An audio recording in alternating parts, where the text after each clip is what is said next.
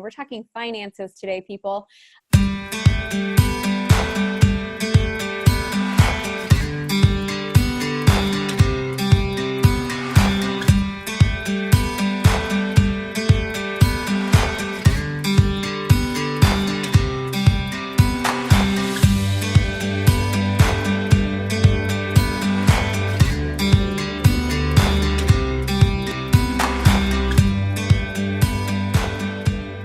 Hey everybody, welcome to the CEO Spot. I'm your host, Amy Walker. And as always, we are here bringing you great information from industry experts to help you be able to grow your business and make the journey of entrepreneurship a little bit more smooth. So today we are taking a topic that most people find boring, and we are going to make it interesting and give it a new spin. We're talking finances today, people. And I have got the rock star financial consultant with us here today, Galit Tsadik. She is a certified financial educator, and she is the founder and CEO of her company, Tsadik Management.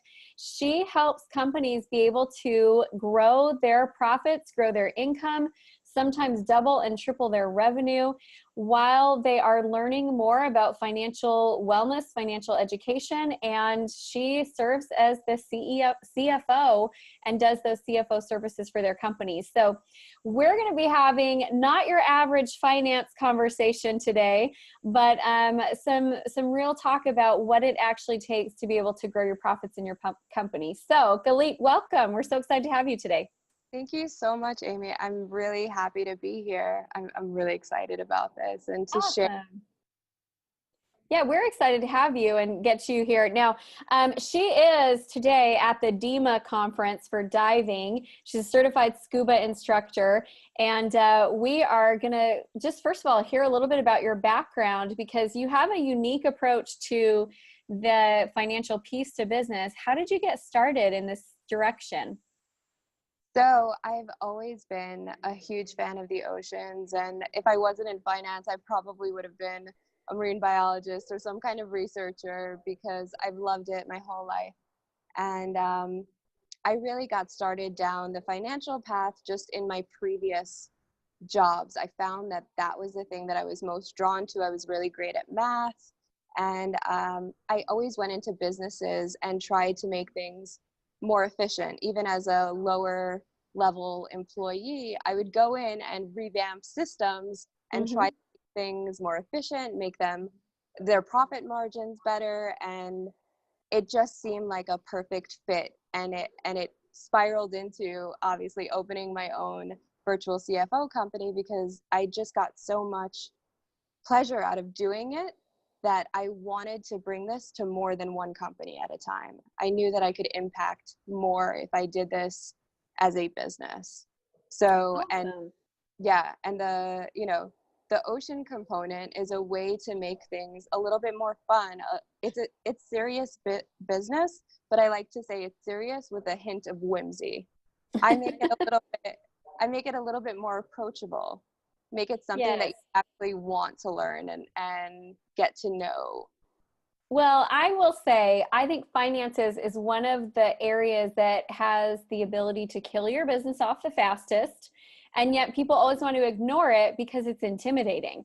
And man, I've had those years in business where at the end of the year, I'm having that conversation with my accountant, and he's telling me, look how much you made. And I'm like, but where is it? He's like, you made it. I'm like, but where is it? So I have learned the hard way that more sales does not equal a financially sound company, and you have to know where your finances are at. So you consider yourself the financial sharktress, which is a super fun name, because you've got this principle of shark that relates to being able to grow your company's financial health. So let's kind of break it down for us. What does the shark stand for? Okay, so the shark stands for, I break it down by letter. So with your S, we're talking being sleek and streamlined. So really making sure that your business is simplified and that it can run very smoothly. The H is living a high performance lifestyle. And that involves really getting super clear about what it is you want what are your goals, super specific. Who are you marketing to? How are you going to do it? Making sure that you always have a good energy source. So like that's if you are doing that with nutrition, with daily exercise, making sure that you take time away. I do 50 minutes of work and 10 minutes of rest in every hour. So those 10 That's minutes good. out of my hour, I'm getting up, I'm doing something else to keep my energy at a high level so that I'm more productive, which is another component of it, during the time that I'm working. And another, really having a lot of courage and facing the unknown, facing those things that you've been avoiding in your business, and making sure that you are someone of influence. And the way that you can do that is by respecting others and actually listening to what they say, because in turn they will respect you for that. I love that, because we're going to pause and deep dive Yeah, into this one, because I don't always practice what I preach, but I have been telling my clients for years that as the entrepreneur, as the CEO of your business, as that business owner, you are the MVP in your life. And so I'm a mom to 5 boys, and I'm married to a basketball-aholic. He loves basketball. So we play fantasy basketball almost every year. I do not do it because I love fantasy basketball. I do it because it gives me something to talk about all my boys with and my husband. So every year when we're playing fantasy basketball, your MVPs, those most valuable players, right at the end of our season, they start benching their players because they're resting them before the playoffs. And that concept of they take such good care of that MVP, because that's what the whole franchise is built around. That's what the whole team is built around. And if we are not in our high performance state, the entire organization sags. And I know this, but sometimes I still have to be reminded to do this. So I love that you do that 10 minutes of rest yeah, for every 50 minutes of work to keep yourself fresh and creative. And, you don't have to get to that place of brain fog. exactly. And I actually do it I put it on my calendar. I have alerts that alert me, okay, get up and do something. Get up and walk around the office. Get up and take a walk outside, or do some qigong, some yoga. You've got these like 10 minutes where you can just like pull away Uh-huh. and then come back completely refreshed and re-energized and reinvigorated. Because especially if you have a profession where you're sitting a lot of the time, that brain fog really starts to set in, because you're not moving around. I even have another thing that I do is I don't sit on a regular chair. I have a yoga ball that I sit on all day, and I've been doing it for almost 2 years now. And it was the best thing that I ever did for myself, because even that in and of itself, it gets me bouncing, it gets me moving, even when I'm just sitting in front of the computer typing or looking at spreadsheets, which happens a lot in my business. Right. Um, I can imagine as a CFO, you do see your good share of spreadsheets. yeah, and that can get really taxing on your eyes if you don't take those 10 minutes to step away. So I think it's really important to just stay active throughout the day and maintain that high energy level.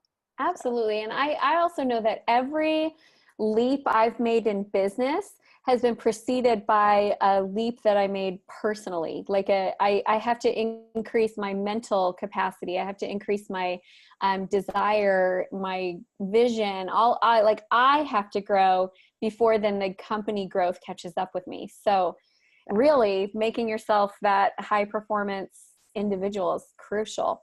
Okay. So what's the A? Tell us about the A. Sure. So the A is to allow yourself to be adventurous and ambitious. So ambition sometimes, especially with female entrepreneurs, it's almost like a dirty word.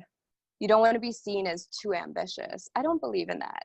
Ambition is just being recognized for the skills and the knowledge that you possess. And I don't see that as a dirty word, as something tacky.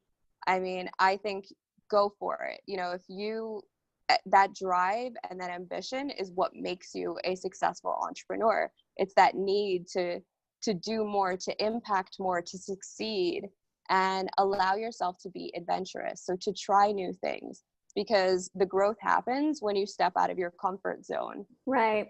It's innovation. If you don't allow your company to innovate, you're not going to grow, and you're not going to make a splash or an impact. You'll just be, I think that there are too many, what I'm going to call wantpreneurs, where they really want to be an entrepreneur, that are playing it too safe.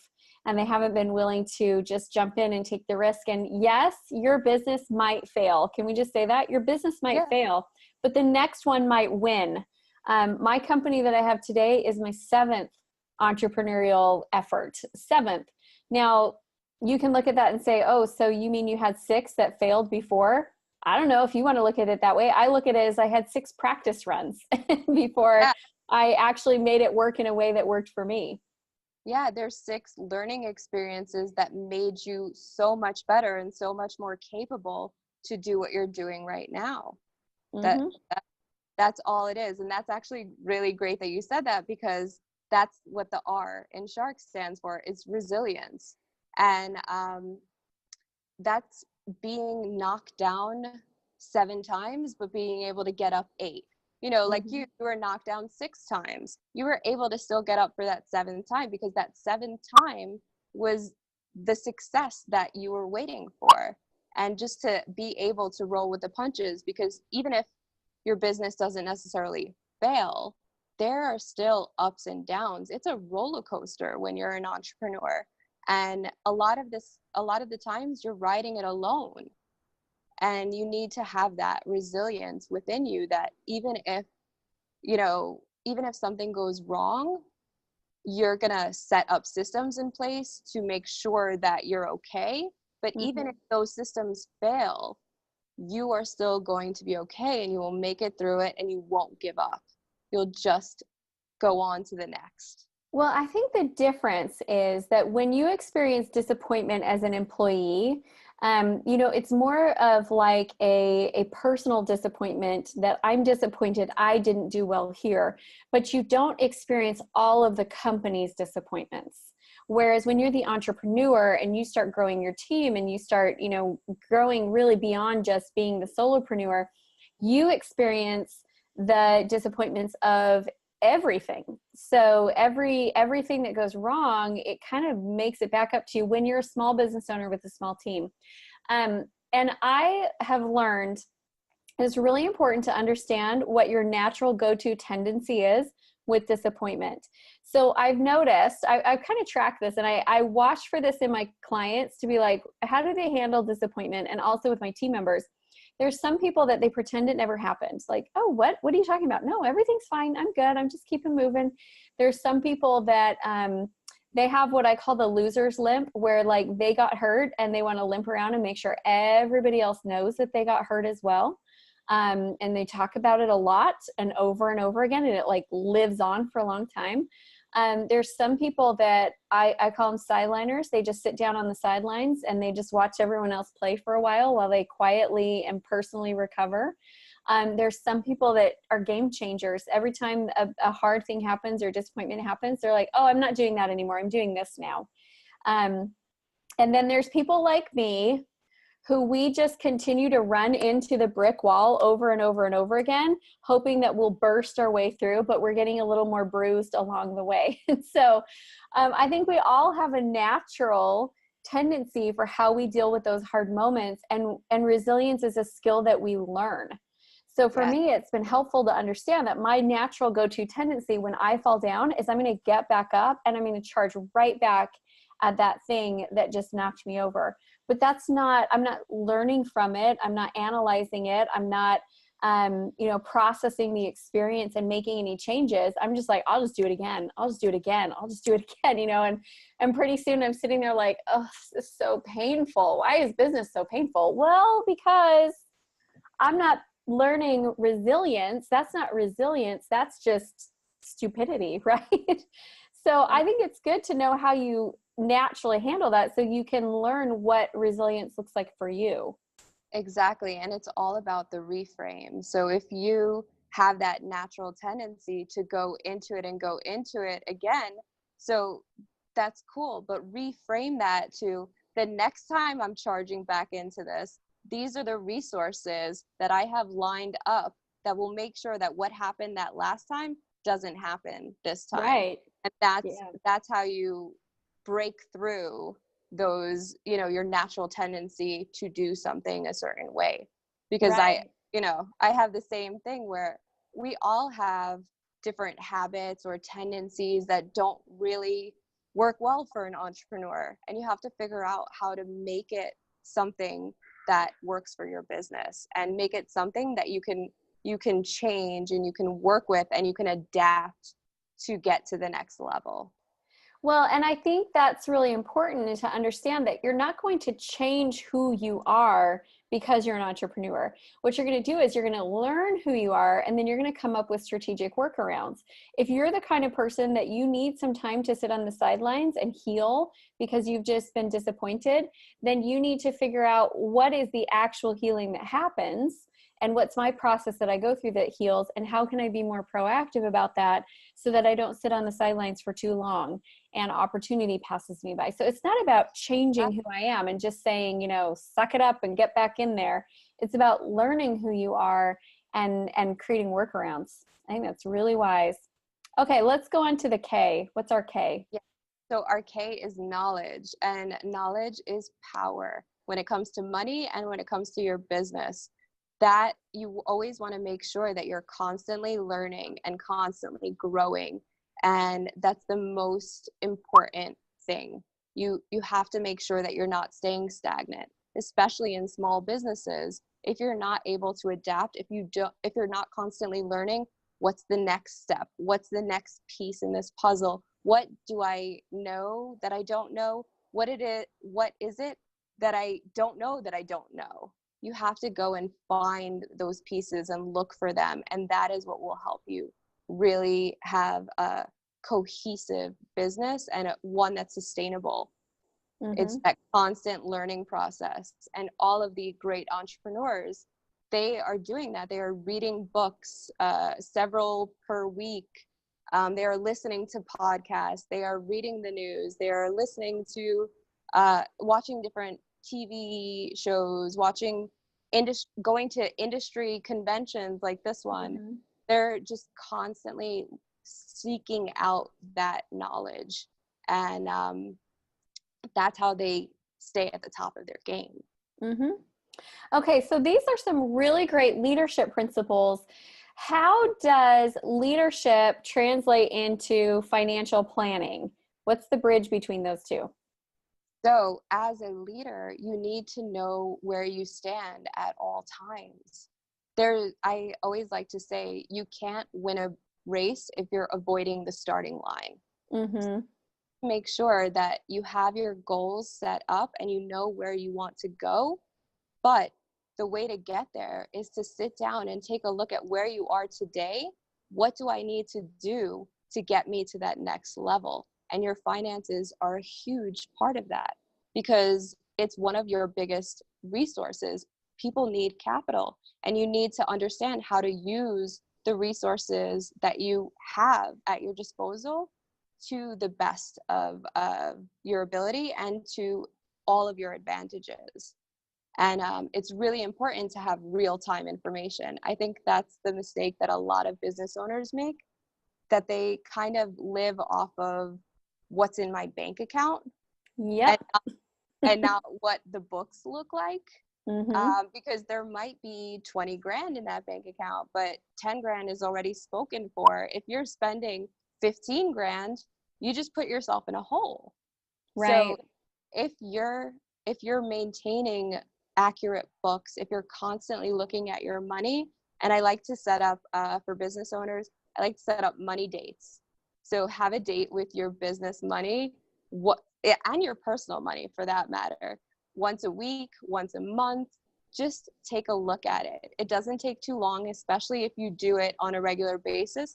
Look at it, see how it's changed. Maybe create a dashboard for yourself so that when you're about to make a big decision, you can just grab a quick glance and see, oh, what am I looking like right now? how, what services or products am I offering that are making me the most money? Should I invest more in those things rather than the things that don't have a high profit margin?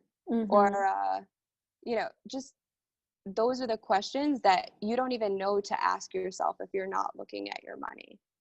You So that know, I love that because, first of all, a money date sounds way more fun than a finance meeting, right? So let's have money dates. But the other thing that is coming to mind, the image that's coming to mind as you're talking, is ostriches burying their head in the sand. And I think a lot of business owners do that with their finances. They kind of bury their head in the sand. They rely off of what they see in their bank account. They don't understand the books. And as a result, when the storms come, they get smacked real hard and they didn't see it coming because they weren't watching. And my biggest mistakes that I've made in my business, I can think of a few big mistakes that I've made where, had I really been watching the finances, I would have known that the bad path I went down was not the right one for me. And the books would have told me the story. But I was the ever hopeful entrepreneur that most entrepreneurs are wired to be, right? Like there's a certain amount of optimism that it takes to be in business.